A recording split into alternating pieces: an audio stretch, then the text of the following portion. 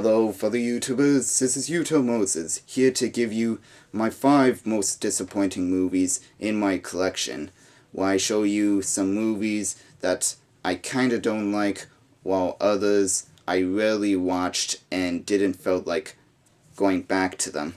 And I kinda don't know why I haven't traded some of those, but anyways, let's begin. First one is Tora Tora Tora, which is based on the events of the bombing of Pearl Harbor. And for a war movie, this hardly has any action in it. In fact, the only action-packed scene in it was the 5 or 7 minutes where the Japanese is bombing Pearl Harbor, while most of it revolves around the Japanese's war strategy and the negotiations between them and the US government. And I have to warn you about this. It's 2.5 hours or 2 hours and 20 minutes, so it's a long sit to watch through this, and I found myself doing other stuff while just watching bits and parts of it. And even on the news a long time ago had said that Tora Tora Tora was the biggest flop in cinema history by far, which kinda says something. Next one is Friday the 13th Part 8, Going to Ignore Part 7, Jason Takes Manhattan, where Jason kills a bunch of teenagers on a boat and made his way to Manhattan. And for a movie called Jason Takes Manhattan, you only see like 15 or 20 minutes of him in that setting, while most of the time it takes place on a boat. And even when he gets there, the scenes weren't filmed in New York, but in Vancouver, Canada, which is kind of embarrassing for me since I lived there. And it defies a lot of stuff that we've learned through watching the series, like Jason was able to swim or walk through water when he made it to Manhattan, and he has this invisibility that allowed him to not be present at that moment while he reappears again, which I don't get.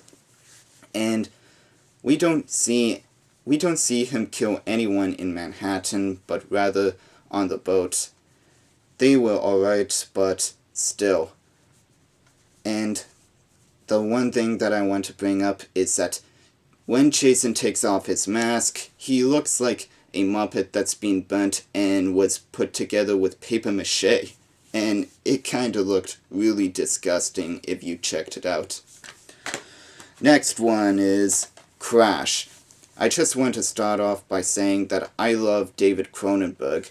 I like a lot of his horror stuff like The Fly remake and Videodrome, and found his dramas to be very thrilling like Eastern Promises and A History of Violence, and I'm even excited for his new film, A Dangerous Method, whenever that's coming out. And Crash is about a bunch of people getting into collision vehicle accidents to be able to achieve sexual desires.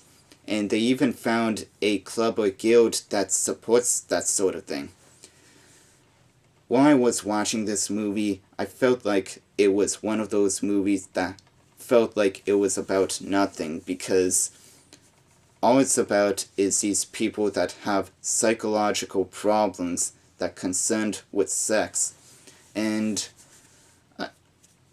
well, even with the controversial uncut version, there really isn't a lot of stuff that would be interesting to watch, because you would find yourself confused and disturbed while watching Crash, and the acting is atrocious, even from the main people like James Spader and Holly Hunter. So I would say that this is my least favorite David Cronenberg film. Next one is Westender. You think that I said that Crash was about nothing?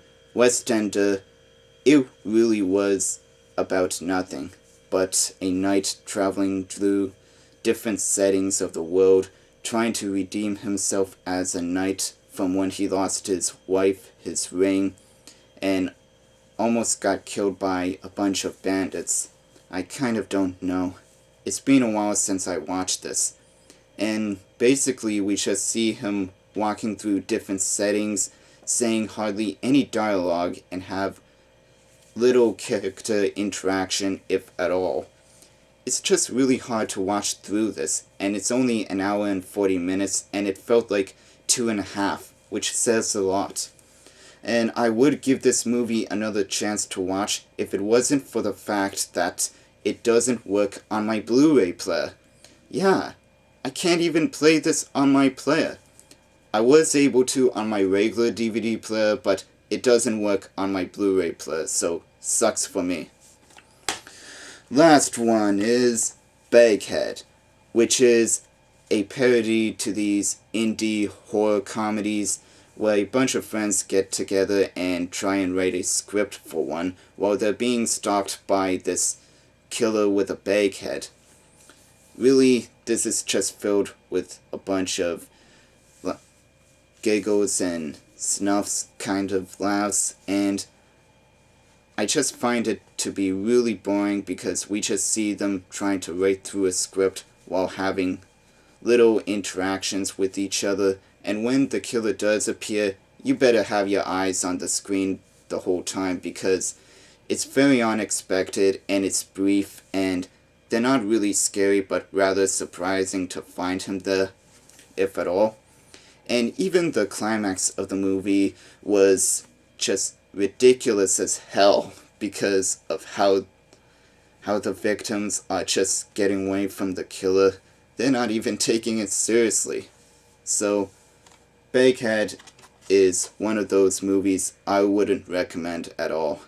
And I just got this for like $1. So, that's all for my video. Rate, comment, and subscribe, and I'll be back later. Until then, this is Utah Moses, signing out.